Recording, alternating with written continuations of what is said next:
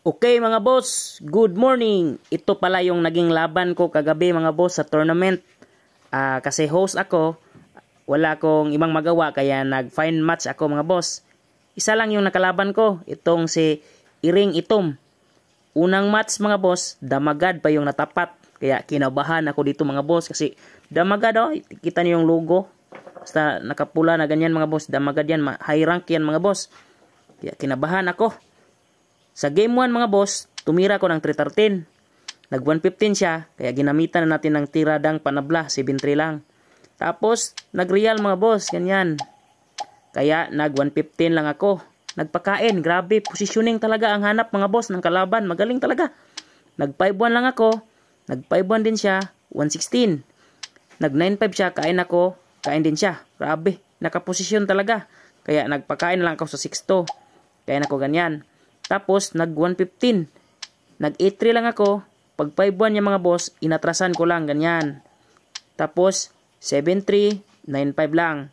Pag 3-13 niya mga boss, nagpakain lang ako, ganyan. Ako naman yung umatake.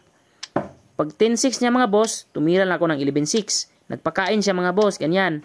Tapos, nag 6-2 lang ako. Pag 12-7 niya, 5-1 lang.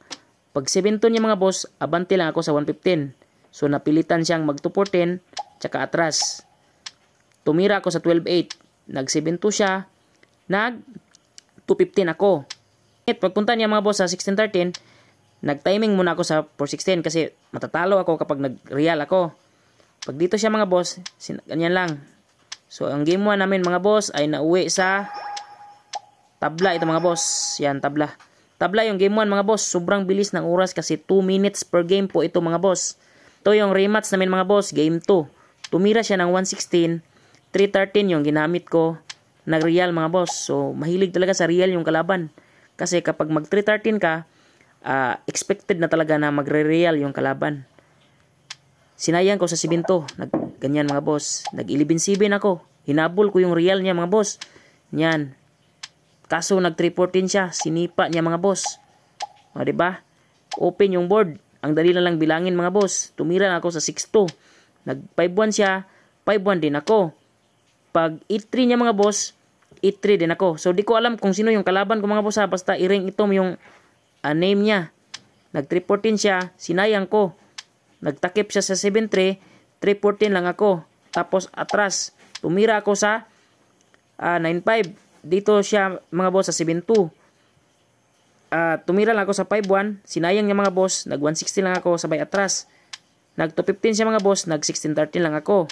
Tumira siya sa 416, nag 416 lang din ako. Pagpasok niya mga boss, abante lang ako. Ganyan. Tapos dito siya nagkamali mga boss, dito siya nagkamali. So nalugi siya dito sa posisyon kasi nakaabante ako sa 13-3. So dito nung ginawa niya yon mga boss, medyo natakilid siya sa posisyon kasi nakuha ko siya sa counting. Pag 10-6 niya, nag-analyze ako, pwede palang ipakain. Kasi dalawa kasi yung option mga boss. May 7-2, may 7-2, 7-3, meron ding 12-8. Kaya nabilang ko na panalo kapag 7-3, ganyan. Kaya nagpakain ako mga boss. So wala siyang ibang tira. Kapag mag 6-1 siya, mag 1-on-1 siya. Kaya napilitang mag 6-2. Sinayang ko, ganyan mga boss. Nagpakain na lang. Yun, natsambahan natin mga boss. 313, second move lang ang gamit natin. Natsambahan. Tsambare balon guys. O gusa ka sa kong buinas. So, ang natira namin dito, 1 minute lang yung, wala lang 1 minute yung ginamit ko dito mga boss. Ito yung natira namin. Oh. So, okay, nice game boss. Iring Itom. Kung sino ka man. Grabe, intense yung laban.